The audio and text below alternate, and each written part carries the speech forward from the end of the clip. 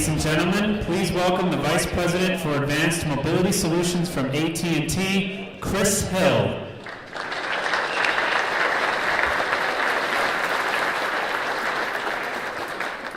Hi, good morning, everyone. We are thrilled from an AT&T perspective to be here. I want to thank Jack and the whole Axeda team for putting on such a fabulous conference. We've been working as partners for a number of years, and it was coming out of the conference last year that we decided to make that more substantial, and through a number of conversations and going right up to the Axeda holiday party, I think around, Jack's like, we got to get this deal done by 5 o'clock, and around 4 o'clock we were able to do that. So we formulated a partnership we think that is going to mean a lot to all of you in the room in terms of simplifying the platforms and the ability to on-ramp the innovation that you're coming up with. And we'll talk through some of those pieces that you're going to start to see roll out here in the next couple months and ensuing through the end of the year. So I think I joked last year, or for some of you there last year, I didn't even have a presentation. It took the first 15 minutes to find it. And so I was got to ad-lib. So big improvement. So thanks to the teams on getting the right slideware. We knew machine to machine, and I agree with Emily, that's a bad term. I was talking with our team, we got to come up with a better term there because it is much more than that. But we knew it had gone mainstream when we made it into the official AT&T TV ad spend last year in that vending machine commercial that you saw. This year we're in every commercial that we're coming out with now. There's some type of connected device that is in there. And so you can see how that's starting to proliferate and starting to change the thinking across the board. So exciting times. We'll talk about some of the growth that we're seeing, and I truly believe we're at the start of that S-curve, that slope that we're going to start to see in adoption. So real quick, just so you know what this group is that I'm representing, this Advanced Mobility Solutions group. It's a group we put together about 3 years ago. And the strange or interesting thing about it is that this group is working in a cross-carrier fashion. So everything that we're doing in terms of the solutions and the platforms we're supporting, we're doing this on a cross-carrier basis. Certainly we're providing the connectivity to the AT&T subscribers and the SIMs going through the AT&T domestic network. But the whole purpose of this group was to be able to provide end-to-end solutions and focus on what we needed to bring together from the devices and having a purpose-built lab that we have in Austin, Texas that is now certified over 1,500 connected devices. So you have a unique device that you want to get certified to work on the network. We now have a rapid onboarding testing process that we can put that through in a purpose-built lab. To the connectivity, we'll talk through what we're doing on both a domestic and global basis. The platforms, best-in-class partners like Axeda, and how we're integrating that into our OSS and BSS and providing a single platform and access for you. To the applications that we will either provide through reference applications or the ability and tools for you to design your own applications. And last but not least, how do we do that from the professional service side and starting to bring that together both with in-house resources as well as onshore and offshore resources to support that. So we've truly amassed a set of assets that I believe when you look at connecting products, connecting devices, connecting things, we are able now to support you from an end-to-end basis in a way that no other company can do, at least at this stage of the game. So we talk about connections, and Jack had mentioned AT&T being the leader within the U.S., and happy to say that we have the honor of being the global leader now in terms of what we're doing in machine-to-machine. Over 13 million devices are connected on the AT&T network domestically, and that does not include all the devices that we're supporting on a global basis.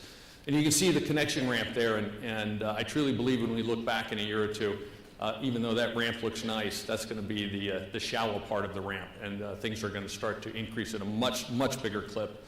And you look at the flow share that we're working on here, and we remove one big customer from one of our competitors, and you look at the number of connections we're doing, and why are we doing that? Because we've been in this business for a dozen years now, building purpose-built systems for the likes of the big logistics companies, and so you'll see that, and that heritage has proven why we're capturing the large share of connecting things like the Kindle and other consumer devices, but then how are we doing multi-100,000 unit rollouts across the globe and connecting those devices and managing the multi-carrier and multi-networks that we have to do.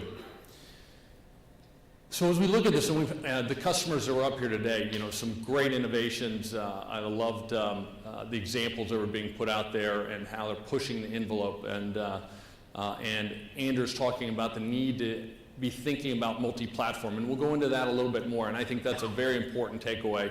There's one thing I'd leave with you is that we haven't even begun to think about the number of uses of the data and how it will be consumed by the various constituents, be it your consumers, your supply chain, your engineers that are redesigning your products. So the ability to design flexible platforms and processes will be key, and we'll spend a minute on that. We've talked in the telematics area, probably the most tried and true area, and the innovation that continues there and moving beyond just providing better engine diagnostics and a better product. But what's that relationship then with the owner in terms of tracking those assets, but then more importantly, when you think about the smartphone or tablet applications, if you look at farm equipment and the ability to look at fertilization rates and helping the farmer in terms of agronomics to processes in that supply chain, and what vending machines will be, as we've seen some great examples that are out there today. But you think about now connecting that into your application. So you're a big cola or soda manufacturer, packaged good company, and you've got an application and your users are looking for your product someplace. Not only will you be able to look to find out where your vending machines might be on that application, but once it's connected, you'll be able to automatically take that vending machine offline if there are no given products that they're looking for a given one, so they don't have a bad experience. And you start thinking about that customer satisfaction that was mentioned earlier. Key point there. And then you tie in location and the ability to route folks to the closest vending machine. So a lot of interesting things that we're starting to look at and do there. To supply chains, and I truly believe here where we're looking at starting to connect containers and track them on a global basis via satellite to cellular to Wi-Fi and RFID, multiple different means of connection capabilities, but starting to tie that into a global supply chain where folks can see where their assets are, check the health of those assets. In case of refrigerated containers, you can see what the parameters are of the refrigeration unit and whether you've got an issue there and you have spoilage, and so that you can go in and fix that before you have an issue. To what that starts to become when you start to share that data for port security and integrate that in from a homeland security basis. So all of these pieces here are starting to come about and thinking through these data exchanges and how do we start to interconnect and do that in a secure manner. The machine-to-machine, man-to-machine interfaces. I'll talk through an example there and what we were doing with the Nissan Leaf, but more and more so taking that same data and then moving that out to some type of consumer or your client application, and how do they interface with your products and have a relationship with your products. To entire industries, Emily touched on the Vitality glow caps there and the prescription adherence rates in the 90% area now with that type of product and the ability for folks to know when to take their medication. Healthcare truly transforming what's going on there, and we'll spend some time on looking at some examples there. So, folks have talked about it this morning, but it is truly going to transform everything that we know around us. To what we're able to do now in both location and messaging, we have services that have cross-carrier location and cross-carrier messaging aggregation. And so when you design your application, and we are integrating these into the Axeda platform, the ability to then to tap into network locates for those assets that you have on literally or nearly every carrier across the globe, and the same with messaging. And when you do messaging domestically or internationally, and providing that capability, those APIs that you can then program in to your application, very important. And I already touched on the business models, and if you haven't had a chance, we've got on display the AT&T Control Center that gives you the visibility of the global diagnostics and monitoring of your SIM states, and we'll talk through that. And that is being integrated, and we'll give you some screenshots of what we're doing with Axeda integration. So why is the service management platform so important? And we're really moving past the do-it-yourself phase, and we've seen that for the last probably 5, 6, 7 years that folks have gotten into this and started to do it and found out that it's pretty complex when you're having to deal with all of the different components that you see on the screen there. And so we have a purpose-built platform. I talked about that about 12 years ago when we were approached by one of the very large logistics company to say, I'm not going to be programming SIMs one at a time through your call centers. We need a fully automated electronic platform to be able to have customized rates, the ability to put them in a suspend state. So when you are developing your product and you're ready to ship it, it may be sitting in a warehouse for X number of weeks or months. You don't want to have to be paying for that traffic. So the ability to put that in a suspend state so that when it ships, then you can activate it and use it. Those types of functionalities have been thought through and added into the platform and allow you to do that in a very economic manner. To the API integration, and more so, we keep adding in more and more APIs to be able to provide richer and richer functionality to allow you to innovate and better integrate into your back-end systems, but then also a number of services, like I stated, with location and messaging. And so where does this help you? It really helps you across the board here. From the implementation, as I talked about, the ability to put the SIM, the device, into a sleep state or suspend state until it's deployed. Once it's deployed, trying to check the health of that device and testing that connection, be it domestically or globally.